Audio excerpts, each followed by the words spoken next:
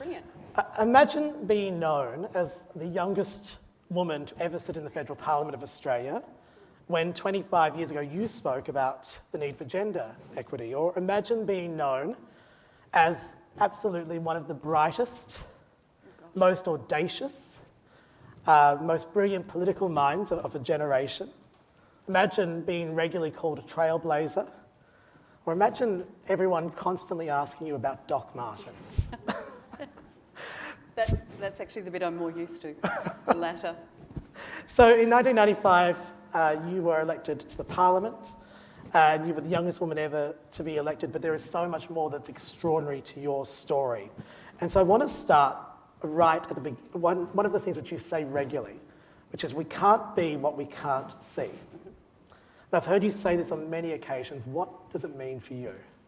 Well, you know, first of all, when you talk about me being the youngest woman ever to enter the federal parliament, that is a long time ago. It's 1995.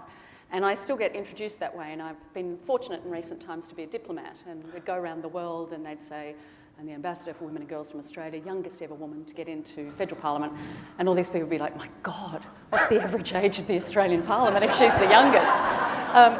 But at that time, and I understand better, you know, in retrospect, it was unusual, and there was a novelty factor, and the only thing that I've ever strived for, and I suspect most of you feel the same way, is for our difference and diversity to be reflected and represented in all our institutions. And so even that small step of being a relatively young woman, because 26, you know, not that young when you're talking to some of your students, for example, and your staff, even that image was powerful enough to have a few more young people, and women in particular, say, gosh, if she can do it, so can I. So that's it. We can't be what we can't see. Regardless of what the profession, the background, the industry, or indeed your background, ethnicity, Indigenous, not Indigenous, different ages, genders, that deserves to be represented. One of my best friends was Stella Young, who's a disability activist and a comedian and feminist. And wonderful woman. She would often cite the poem by Laura Harshling, which is, you get proud by practicing. And getting proud takes a long time. It's a lifetime's work. So how did Natasha Stott Despoja get so proud? Oh gosh, these are hard questions. Maybe I'll sing The Voice as a backup. Well, all of us have our own sort of insecurities and difficulties, and some have greater adversity in their lives than others. And I was a relatively young and thus fortunate woman to have access to power at that relatively young age. But that doesn't mean you always appreciate it at the time. And in fact, if I'd listened to a lot of the hype, and I don't mean the positive hype, I mean some of the negative media and commentary around, you know, the lack of suitability of women to be in politics generally, let alone young people or young women being in politics, if I'd listened to some of that, or read the headlines, disproportionate number of them seem to have the word blonde in them. And that trivialisation, I know it sounds a bit silly, you know, suicide blonde, blonde ambition, blonde leading the blonde, I could go on. But that trivialisation, after a while, does get to you. So you're not always proud. You start to think, well, should I be here? But I do look back with a degree of pride on having been the youngest woman to get in. But more importantly, I look back with pride on some of the policy work, because it was always about the legislating. It wasn't about the media, it wasn't about the image, it wasn't about all of that. It was about making change with, in those days, literally the stroke of a pen. So for me, it was always about the issues, and that other stuff was a means to an end. But certainly, I do attribute growing up in a fairly feisty, strong, single-parent household with my mum, who happens to be deaf, as, you know, making me understand that you've got a right and a responsibility to serve your community, don't we all? Isn't public service all of us?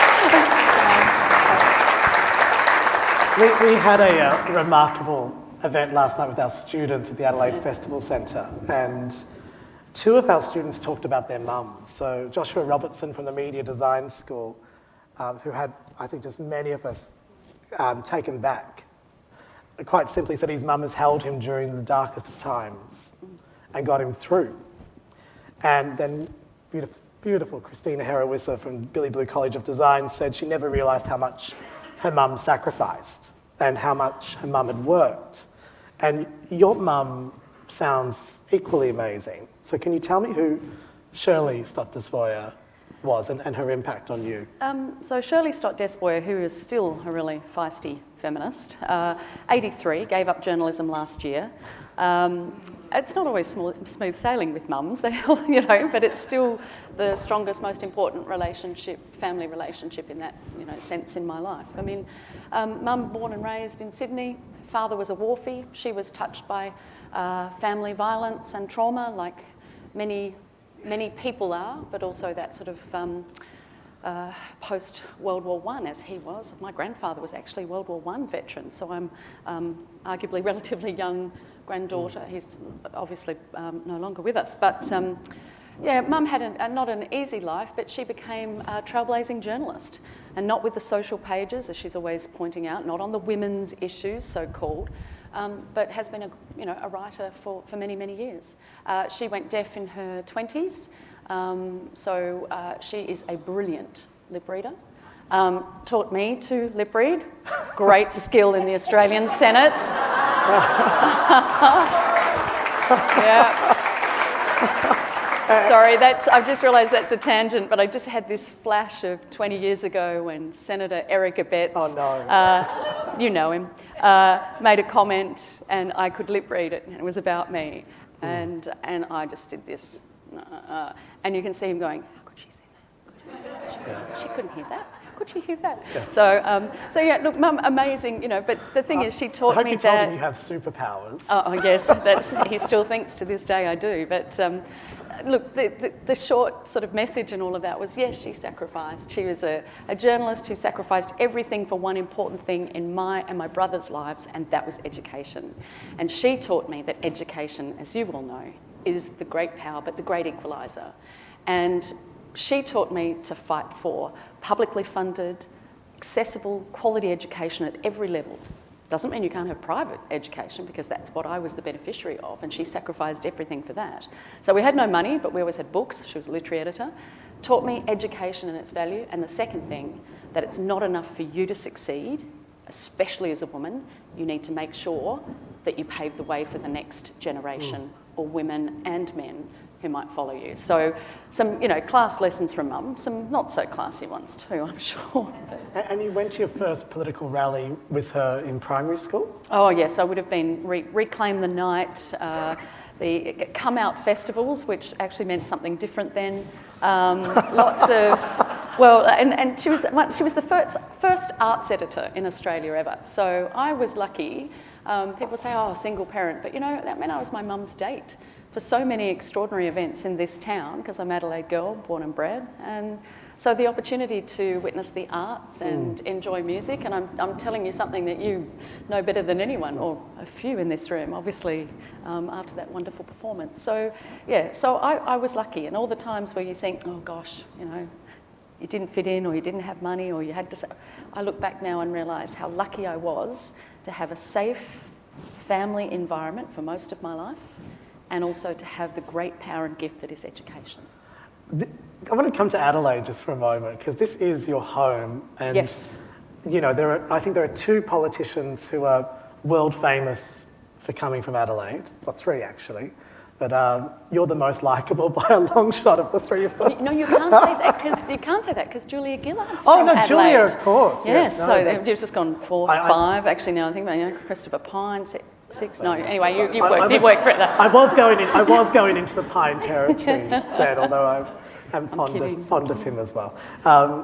This is your home city, yes. and it's been your home for a long time, and it's such an interesting city that I think we sometimes take for granted. It has politically thrived. It's trailblazed at times. Definitely. And there are times where it's really been behind the mark, behind what it should be achieving as a city. I'm talking about politically, socially. Tell me your story of Adelaide, and knowing that we've got a lot of people from overseas here as well. So how do you understand Adelaide? Well, perhaps beginning with that backdrop that is arts and culture.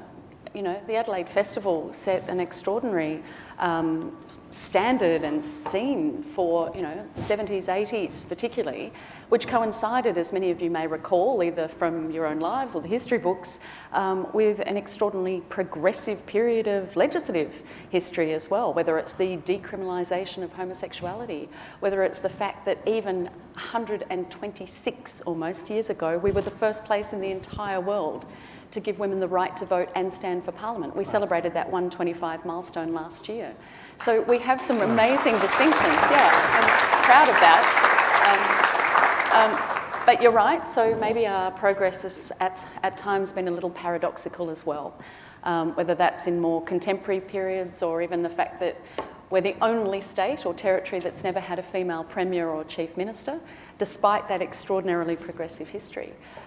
So the interesting thing for me personally, in terms of, I suppose, a partisan perspective, is that South Australia was really one of the birthplaces of, and certainly the strongest state to reflect diversity in parliamentary representation. And what I mean by that is third-party politics. So the party of which I was a member, and I know there are some people who are very young in the room today who will say the Australian Democrats, I've never heard of them, but the original sort of best and first environmental social justice party in Australian politics. I'm still incredibly proud to have been associated with that party, and we always had quite strong representation here, proportionally speaking, because of just the nature of South Australia and its willingness to reflect broader views, but also you just couldn't always box us in to that too sort of rigid, sort of bipolar political stereotype. I miss the Democrats. So do I.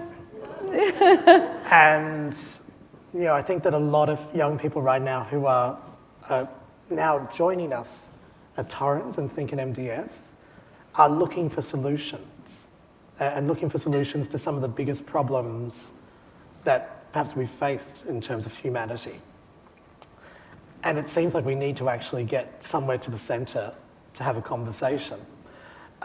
When you look at it now, could you imagine the Democrats or another party that actually took a centralist view ever working in this current 24-hour media cycle, this current form of parliament that we now find ourselves in? Oh, I think there's absolutely the appetite for new, but I would argue progressive, yes, arguably centrist political forces. Having said that, that sort of old left-right dichotomy is sort of no longer really relevant. And when you talk about the centre in the Democrats' days was in a very different place from what it is now. I mean, the world has moved in arguably very conservative direction. And I don't just mean that in that traditional left-right dichotomy sense. I mean risk-averse, conservative in ways that suggest politicians favour small target policies. You're more likely to campaign on something that will get you elected rather than something that necessarily serves the long-term sustainable interests of your country.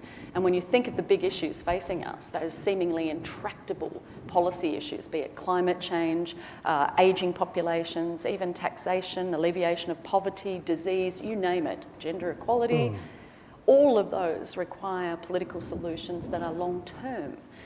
So that type of leadership is so ill-suited to the current political environment. How you solve that, I'm not sure, but I know there's an appetite in the sense that we all sense the disillusionment and cynicism, and I've never felt it more than in the last couple of years, but obviously the last few months. I've never seen people so distressed and distrusting of leaders, and I don't mean that in a partisan sense, I just mean generally we're looking for solutions and we're looking elsewhere. We don't look to politics and politicians. So I think there's an appetite, but I've always qualified that centrist view, Bryce, with the sense that I'm unashamedly progressive. You've got to be passionate about environmental protection. Social justice really does matter. Yes. But you can also be a sort of a small L liberal. I once actually described myself as a small liberal. I didn't mean that. I mean a small L liberal, at the press club. That was a good one. But small L liberal in the old traditional sense, that I care about rights, I care about human rights, I care about people's privacy. Some of those rather old-fashioned concepts now that I think about it, because I'm not sure that young people and my children have the same concept of privacy rights. But I think there's an appetite there, but I think more importantly, we need to see cross-party collaboration, because unless we do, we're all just going to burst with cynicism. I can't bear it. So just to set the scene, because I feel like you're in some ways so well known, but we can sometimes forget just what the achievements were. And also, when I use the integrity word, like, that's from the bottom of my heart, because, you know, you put forward issues in the Parliament that no one else, I think at that time, was brave enough or bold enough or audacious enough to get behind in the way that you did before it became more popular, or you know, years before we actually got to a solution. So let's just go through a few of them right now. Introducing a private member's bill on paid maternity leave. Yeah. Genetic information and data privacy. And, you know, and from the bottom of my heart and many in this room, an outspoken advocate for same-sex marriage. And you were doing all of this way before, I think, the mainstream political conversation was ready. So now, when we look forward, we're in 2020, and the question that we asked yesterday, how are we going to remain steadfast and true? But how do we have the integrity and the courage to go into the uncomfortable conversations before people are ready to do them? Well, first of all, don't give me too much credit. Remember, I was acting on the courage and the precedent of people before me, including in the Australian Democrats, you know, founded by the late Don Chipp, you know, a man who was campaigning against, at that time, uranium mining, you know, when it was very unfashionable to do so. You know, a party that created the first ever World Heritage legislation draft that was then adopted, again, by a major party, the Labor Party. So the message from some of my legislative work, and I did that with my colleagues, was, it's a bit like that shampoo commercial from the 90s, Pantene. It won't happen overnight, but it will happen. Yeah, so that's my parliamentary motto in retrospect, because yeah, paid parental leave, 2002, we were proud to introduce that legislation. Took almost, you know, a decade to get it introduced. The first ever legislation to legalise same-sex marriage, we introduced that, Andrew Bartlett and myself, in 2006. Yes. And we all know how long that took. So when you talk about these difficult conversations, well, first of all, you've got to have the courage to have them. And I'm not suggesting I know the answer to that, except for the fact, if you're instinctively, if you know that it's the right thing to do, if you're prepared to consult and have the conversation and have civil discourse around an issue that's not necessarily popular. And I think that's the trick at the moment, the idea of, you know, not a cancel culture or a shout each other down or personalised discussions and arguments and debates, but actually have that discussion, knowing full well that these issues may not come about, they may not be resolved, they may not be, you know, legislated for or determined, whatever it may be, in the cycle or the period of time in which you would prefer, but they will happen. And I think what we miss at the moment is people having those future discussions. I was just looking at actually something the other day, the Democrat history on climate change, which actually made me proud but also made me cry. We initiated the first inquiry, Senate inquiry, into the climate crisis in 1988. It reported in 1991. And the recommendations don't look that different from what you'd be reading today. And when that was not acted upon, we initiated another inquiry in 99. I think it was called The Heat Is On. I think there's a 80s pop song to go with that as well. That's next year's pop Exactly. And that reported in 2001. You know, and again, the emphasis, even in the first inquiry, was for, you know, a domestic emissions trading system. I mean, so if you think about a pollution reduction emissions system as well. I mean, it was going back, so these things don't always happen immediately. So keeping our leaders to account, but having the difficult conversations, isn't that the challenge? And doing it in a way that maintains civility. That's what I crave, not just in public life, but even in all our institutions. And as, you know, as an education institution, it's almost your responsibility. It's not just your right to have those difficult conversations. We fundamentally live in an unequal society right now. And any future that I think about, gender equality seems to be the beginning of any solution that will deal with this unequal society. And you've said many times you're haunted by violence against women. So let's just talk about this unequalness for a moment. What, in your eyes, is the connection between gender equality and how does it lead to this thing that haunts you and many of us, the shocking thing, which is, and I'll just use the word violence right now. Mm-hmm. Well, yes, this is sort of my day job these days. I am privileged to chair a foundation that is committed to preventing violence against women and children. I've had other roles, including being ambassador for women and girls, in which, yes, my job as an international diplomat was to help ensure that the Australian aid budget and all the money that we put into international development work was primarily geared towards gender equality, but specifically dealt with economic empowerment of women, leadership opportunities for women, but also elimination or prevention of violence against women. So when I say it's haunting, it's because I've seen it everywhere. Doesn't matter where I've been. Syrian border with refugees, my home state going to the shelter around the corner. Yeah. Papua New Guinea, rates of violence, extraordinary. But when you ask that critical question about, well, what's the link? There is no doubt, the evidence tells us, that there is a fundamental link between gender inequality and violence against women and children in our society. And that's not to say, please don't think I'm being naive and discounting that there are other issues that can compound that violence, and we know whether it may be alcohol abuse or drug abuse, a childhood history of violence, etc. But these aren't the causes. Because you think about it, as of this morning, another woman is dead. 6 women have died in 5 weeks in Australia. That was the news I got on the way here.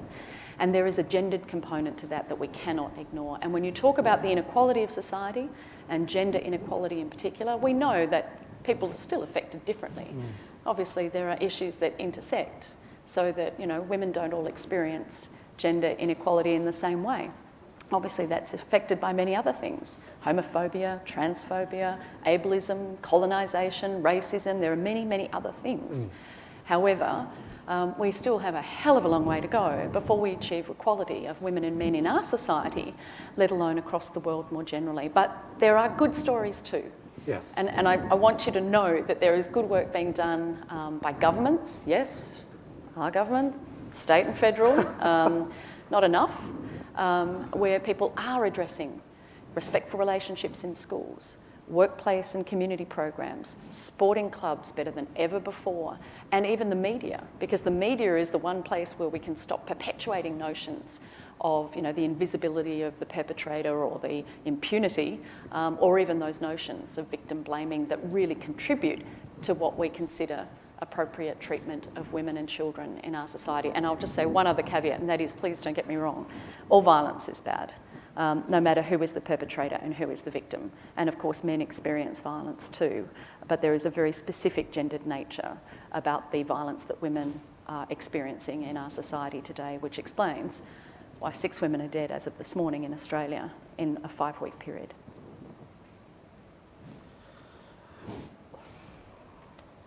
So we have 17,000 students, or close to 17,000 now, who are trusting us as Australia's and Asia Pacific's fastest growing university. 50% of our students come from overseas. We are proud that we have 107 nationalities, and we've got an amazing diverse mix. The way we've built our international cohort, yes, we don't rely on one country, and we want a truly global experience. So many of those international students are female, and they will return from their experience with Torrens and Think and MDS with incredible experiences. So how much of a responsibility do we have in imparting values that are important to us onto our international students? Well, I'm assuming that's very much a mutual activity, is it not? It's a shared experience of, you share your values, learn from each other, but inculcating values to anyone within an educational institution is a huge responsibility. And I would imagine, and I love the fact that you ask a former politician about trust. Let's go with that's all good. But respect, isn't it the heart of everything that we do? I mean, the work that I do, it's all about respect. How do we create a world in which we enjoy ethical, healthy, respectful, safe relationships? And whether you talk about that as a sort of macro issue or within the microcosm of a university, regardless of its composition, its diversity, its international and domestic makeup, it's all about respect. So I think, there are really important things that you can do that are actual, you do the course components, or you do the modules that teach you what is appropriate behaviour, and then there's the broader culture that you create every day, top down and bottom up. And if your leaders, so your key staff, your key personnel, if you're not exemplifying those values, if you're not symbolising them as well as being substantially, obviously, exemplifying those characteristics, then how do you expect your students, other staff, friends, volunteers to take on that? So cultural change takes a long time, but we know it's the answer. It's the answer to a safe environment. It's the answer to a respectful society. So if you're demonstrating those characteristics, then you send the strongest message to your students, regardless of where they come from, that respect and equality, that's important. You've been privileged to travel the world, Yes. and one of your coolest job titles was the ambassador to women and to girls. Yep. And I loved the and to girls Yeah. part as well. And you've listened as you've travelled around the world. So when it comes to cultural change, what have you learned and what's inspired you? It was a cool job, and people often say, who appointed you? And I said, well, the Prime Minister at the time was Which Tony one? Abbott. Yes.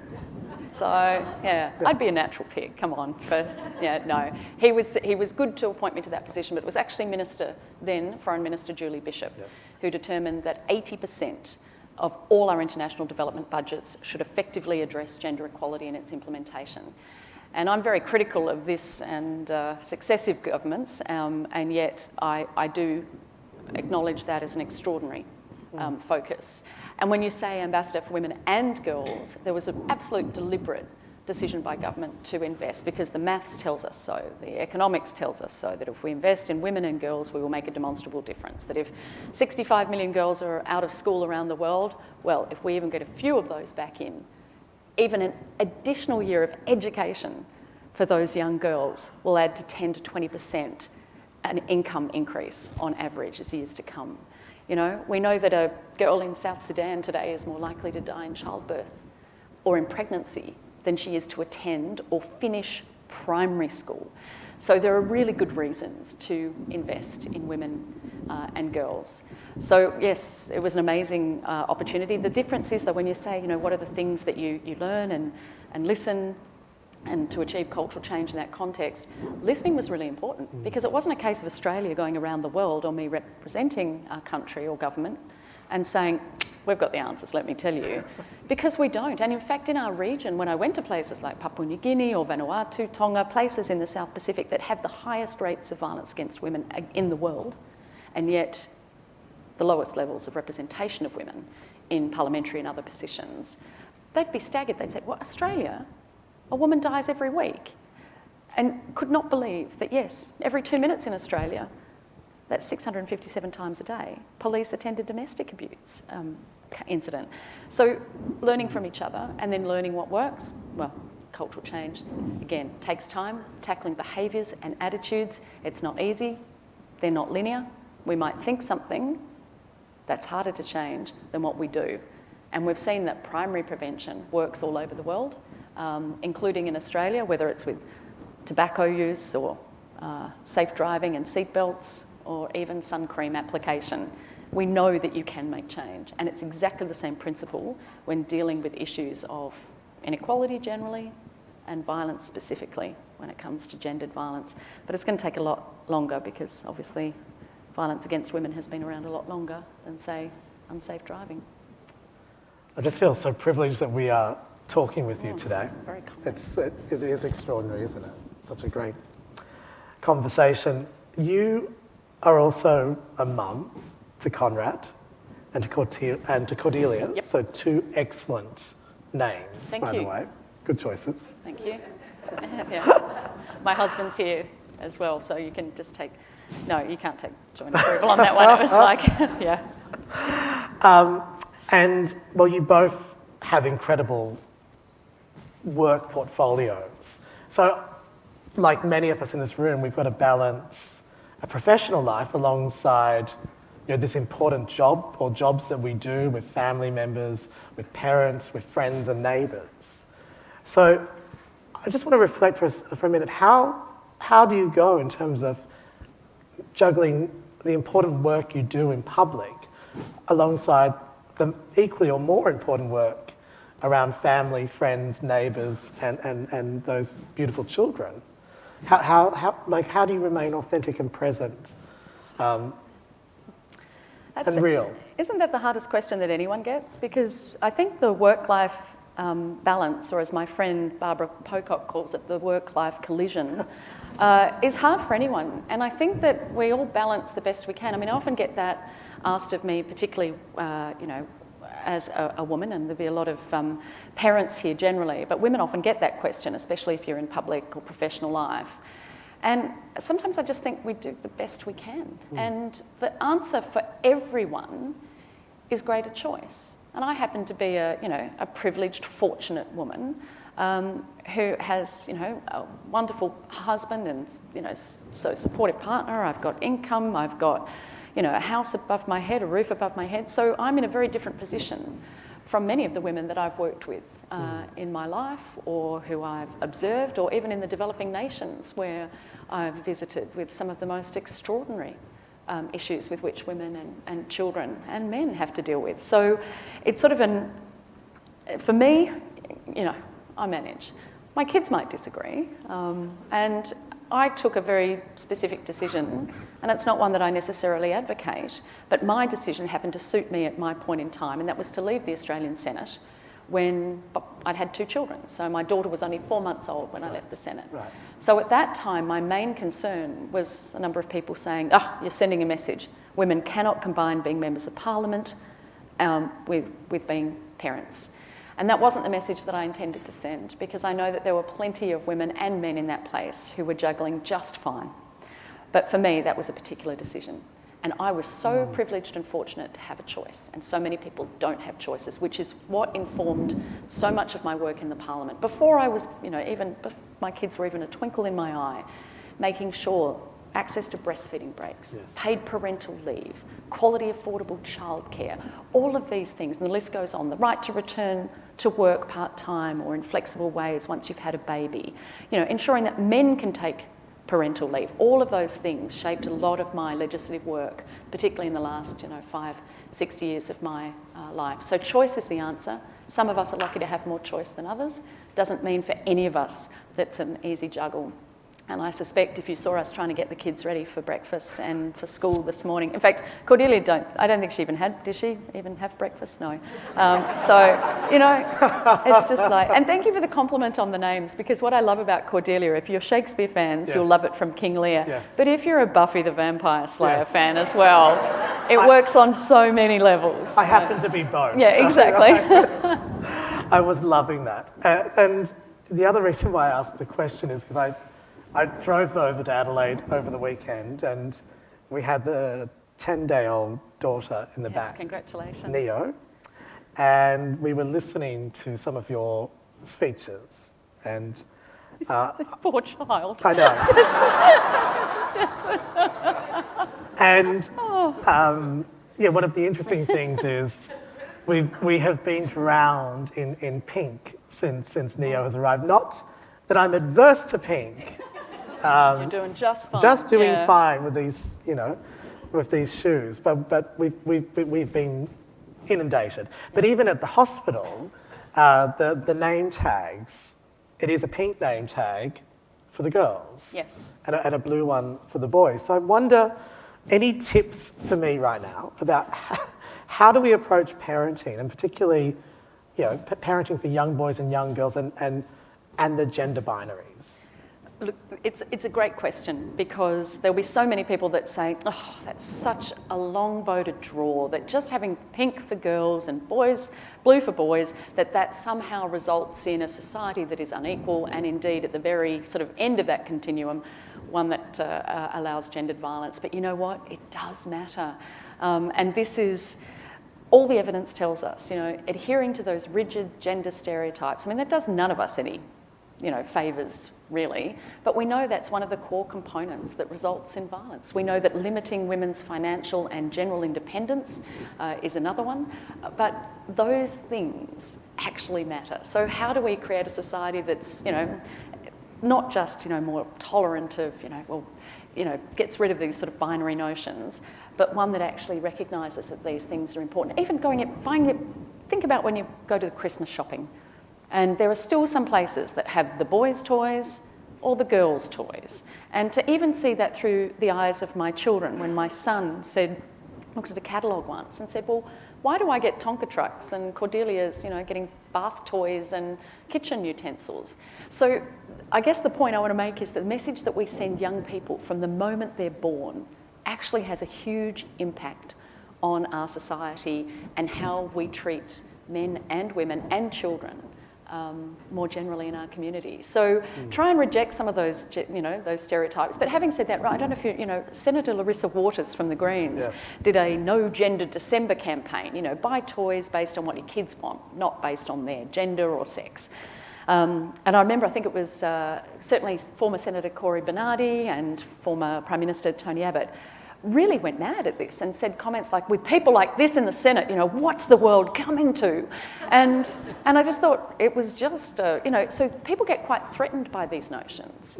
And I don't know, I defy you. It's actually when someone does have a baby, it's really easy to fall into those stereotypes. Andrew O'Keefe, the former chair of White Ribbon, tells a great story where even he had to challenge his own notions of those stereotypes. And at Christmas time, he'd go to see his niece and nephew with his family, and he'd walk into his nephew and he'd say, hey, mate, get the footy out, let's kick it round.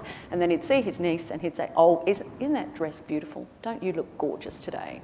And most of us do it in some way. I tell a story against Ian, and thank goodness he's in the room so we can talk about this later, but, driving down the street, looking at a car, car place selling cars, and Cordelia and Conrad are in the back, and Ian said to Conrad, hey, we're going to look at cars this afternoon, buddy.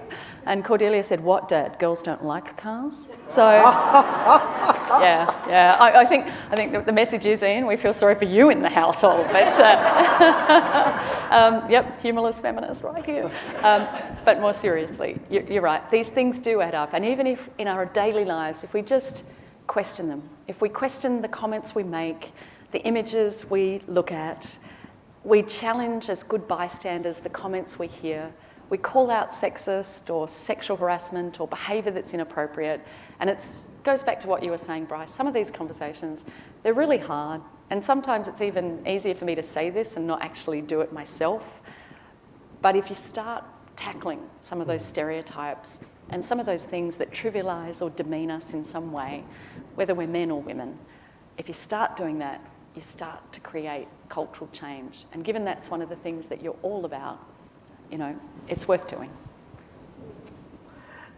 So we are at the start of 2020, and I don't think anyone expected the year to begin quite like it did with those images from Mallacoota. We have a number of staff members in the room who have been flying in and out of Mallacoota, doing important work around the health and well-being of that community.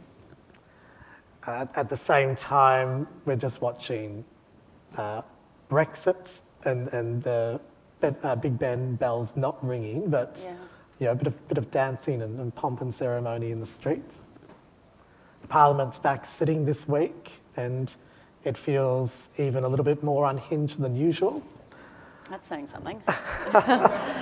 And at the same time, yesterday, Louise Bispo, where are you right now? Over here. Louise has just come back from the United Nations, where he was one of our students with Greta Thunberg. And we've got students who are committed right now to seeing significant and radical action in terms of climate and sustainability. So at a time like this, you know, if Natasha Stott Despoja was in Linda Brown's shoes as president and CEO, Michael Mann, Chancellor, what would you say is the most important thing we keep our eye on in running an Australian university and as we work towards a New Zealand university? What must we keep our eye on? What should be the non-negotiables at a time like this? Oh, goodness, that's a hard one. I think fostering that talent. You know, when you've got representation at the UN and you've got passionate students and staff who care about their fellow human beings, whether it's caring for bushfire-affected communities, whether it's talking and addressing issues to do with climate change, or whether it's coming up with some solutions. And I'm not suggesting that there aren't some there already, but I don't think there's anything to be ashamed about arguing for political or policy views. And I think that's something that's often frowned upon. Certainly corporate Australia gets told off when they enter into a political debate. And universities, there's this increasing sort of almost anti-intellectualism that comes from our leaders, suggesting that's not your role, but it is your role. If, you know, what's education about if not the search for truth?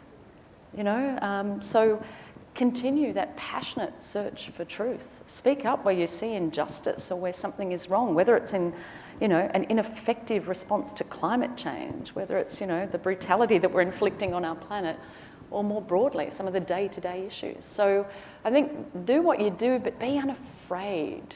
You know, so much of education now is not the search for truth, but the search for funds. And while I acknowledge that, especially in publicly funded institutions that have been, you know, dealt a severe blow over many decades in our system. But no, just remember, if you're not providing the answers, who is? That's what we look to our great bastions of, you know, intellect and thought for.